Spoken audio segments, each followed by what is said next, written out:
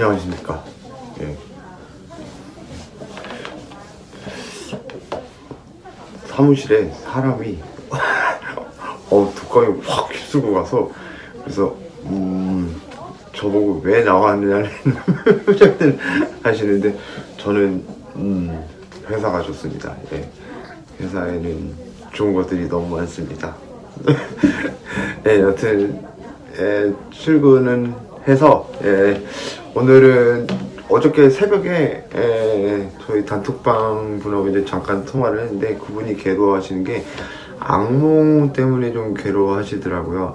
이게 악몽을 꾸더라도 내가 심신이 건강한 상태에 있을 때는 그냥 안 좋은 기분 좀 안 좋은 꿈 꿨나 보다 이러고 넘어갈 수 있는데, 심신이 약해져 있을 때 이제 그 악몽 내용부터 해서 별의별 게 다 신경이 쓰이잖아요. 그리고 또 그분이 또 그 의사분이랑 상담하고 나서 알려주신 게 그 꿈 내용을 계속 기억하고 있는 자체가 좋은 게 아니래요. 그래서 그렇구나. 그래서 이제 저 같은 경우에 전 이 악몽 이야기를 꼭 해보고 싶었던 게, 예전에도 슬쩍슬쩍은 언급했던 것 같은데, 저는 꿈의 90% 이상이, 거의 95%가 악몽이거든요. 전 꿈을 꿨을 때 좋아본 적이 거의 기억이 몇 번, 그냥 아예 기억이 남을 정도로 없다 보니까 꿈은 정말 자주 꾸는데, 거의 꿈 없는 잠을 안 잔다 수준으로 꿈을 많이 꾸거든요. 근데 그 대부분이 악몽이라서, 저 같은 경우에는 이제 아마도 제가 이겨낸 부분들은 좀 그 부분이 도움되지 않을까 싶어서 여러분한테 그래서 제가 이제 그 이야기를 해야겠다라고 맘먹고 지금 영상을 남기는 거예요.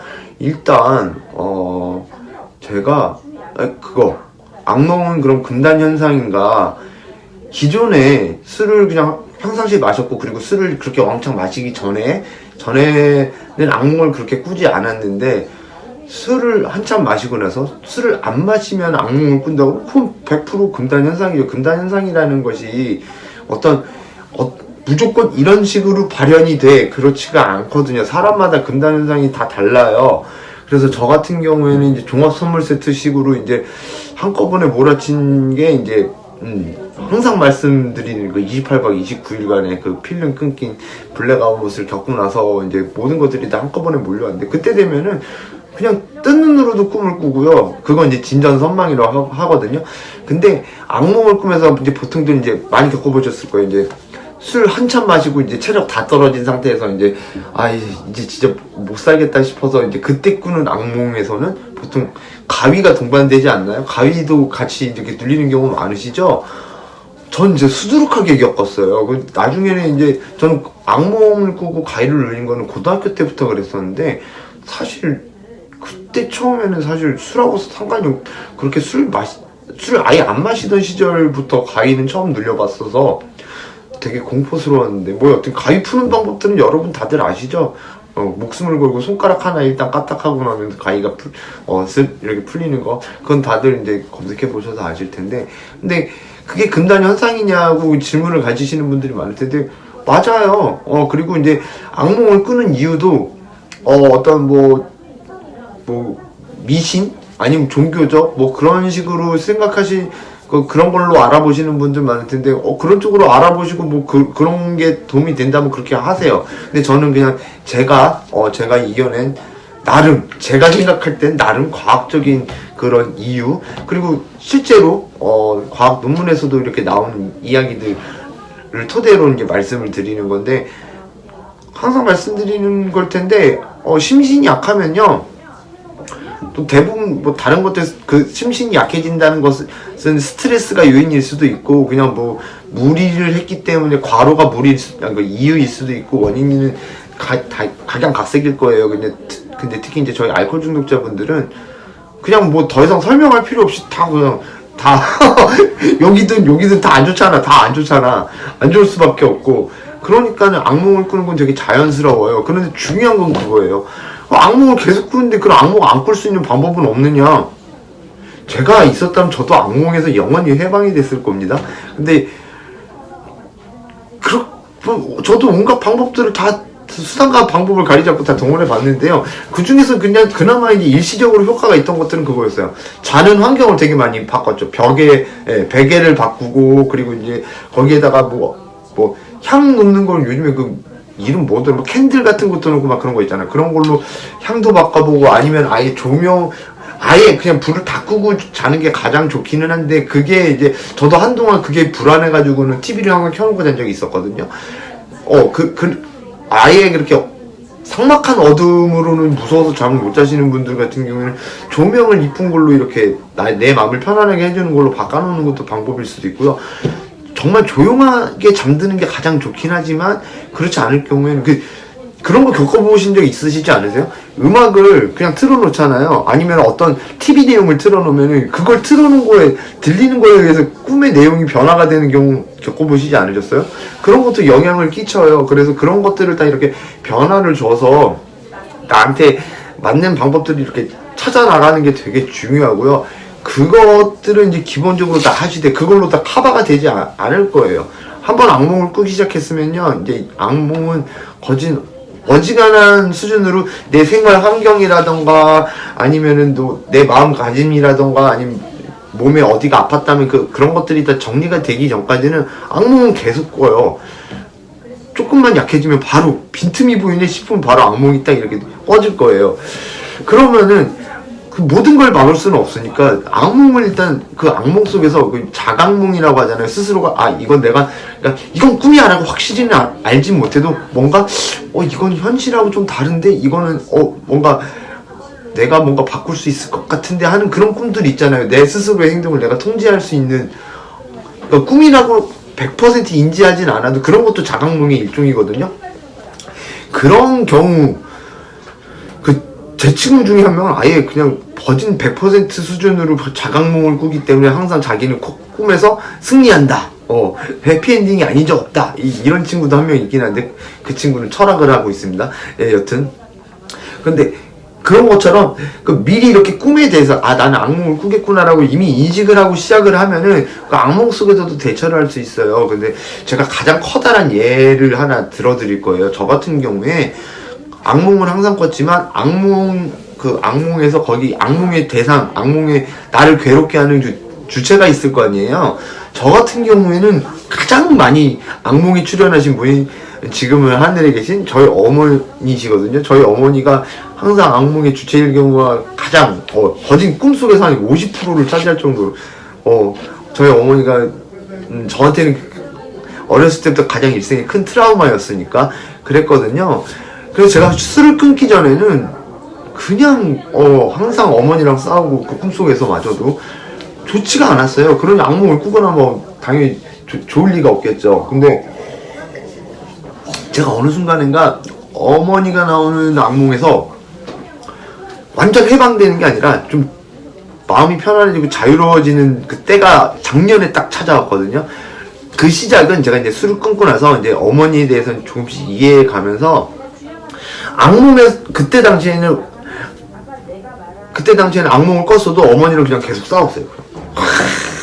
싸우고, 불과 2년 전까지만 해도 왜 난 열심히 살려고 하는데 엄마가 나를 괴롭히느냐, 이런 식으로 해가지고는 싸웠었어요. 그러니까 그때 당시에도 저한테 이제 술을 끊어가는 과정 속에서 아쉬운 게 되게 많았을 거 아니에요.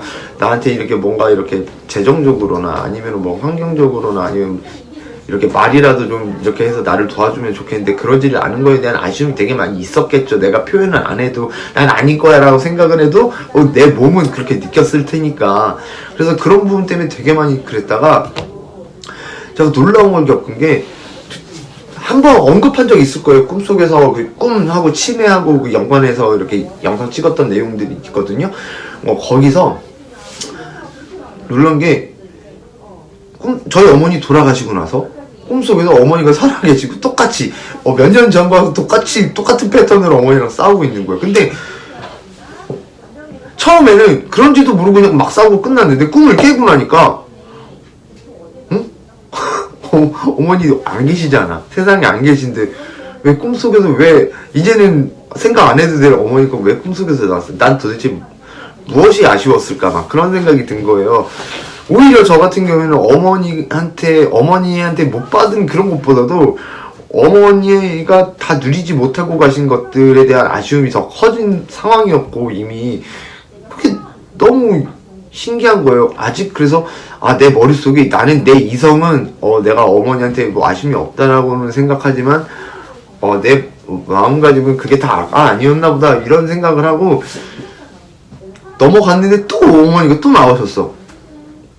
근데 그때는 조금 달라졌던 게, 그 꿈속에서 엄마가 죽었는데 왜 엄마가 여기에서 왜 이러고 있지, 이런 느낌이었어요. 그런데 어머니가 자꾸 땡깡을 부리시니까, 우리 어머니 이제 한창 이제 안 좋아져가지고 치매 증세로 막 난리를 치실 때 엄마랑 그러니까 달랬어야 되는데 막 싸운 거예요. 그러고 나서 꿈을 깨고 나니까는 너무 아쉬운 거예요. 제 행동이 꿈속에. 그러니까 이런 생각도 했죠. 어머니가 뭔가 세상에 아쉬움이 남아서 아직 다 완벽하게 가시지 못하고 뭔가 이렇게 아쉬움을 세상에 남기고 가셨나, 막 그런 생각도 들면서 아쉬웠던 거는, 꿈속에서라도 내가 엄마를 달래줬으면 어땠을까라는 생각이 든 거예요. 그 다음에도 또 이제 어머니가 딱 꿈속에서 딱 등장하시고 그랬을 때, 저는 이제 그때는 어머니가 사람의 형상도 아니셨어요. 거진 나무 모양을 한 귀신의 형상으로 계셨는데,